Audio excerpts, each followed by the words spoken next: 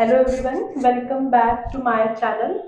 तो हमने लास्ट जो वीडियो थी उसमें हमने देखा था कि कैंसर क्या होती है, कौन कौन से फैक्टर्स जो हैं वो कैंसर कॉज कर सकते हैं और क्या क्या कैंसर के ट्रीटमेंट्स हैं।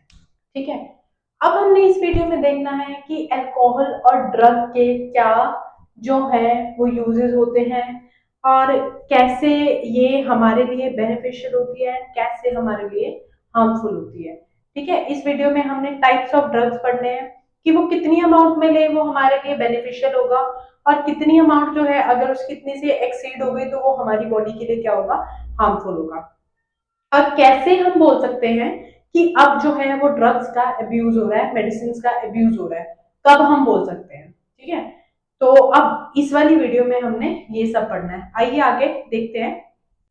तो अब जो है ड्रग और अल्कोहल अब्यूज में हमने क्या देखना है कि सबसे पहले क्या होता है, जब जो ड्रग्स है उनकी जितनी अमाउंट फिक्स्ड है, जब आप उस अमाउंट से बढ़कर हर रोज उस ड्रग को लेना शुरू कर देते हो तो वो आपकी बॉडी के लिए क्या होता है, हार्मफुल होता है।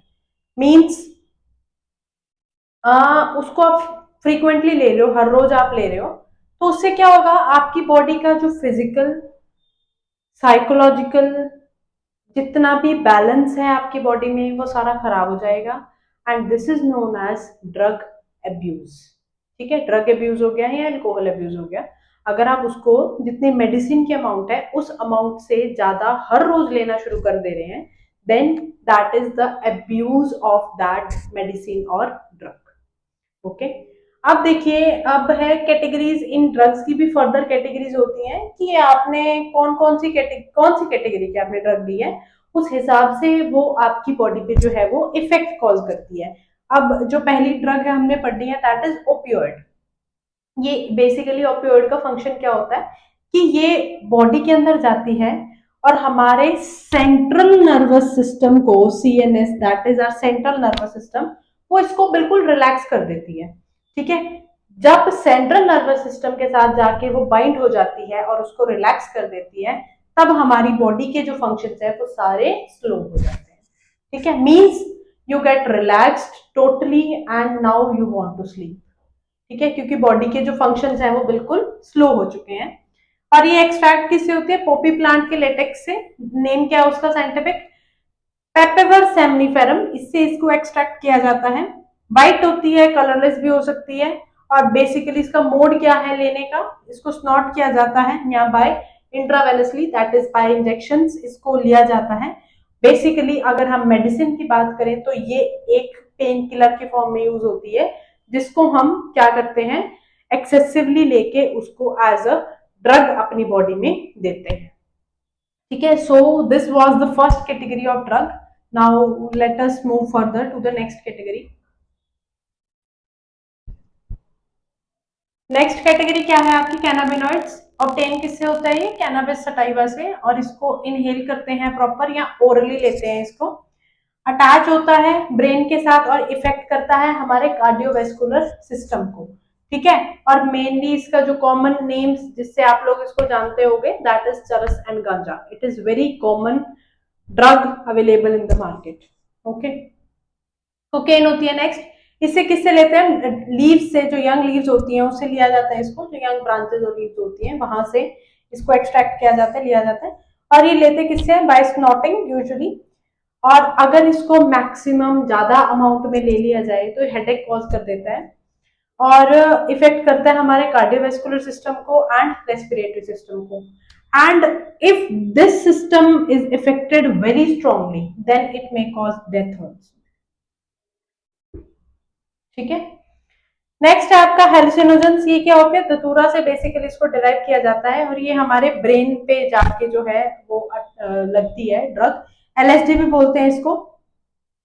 और सेंस ऑर्गन्स और ब्रेन पे जाके ये रिसेप्ट हो जाती है, वहां पे रिसेप्टर्स जो प्रेजेंट होते हैं उनके साथ जाके कंबाइन करती है।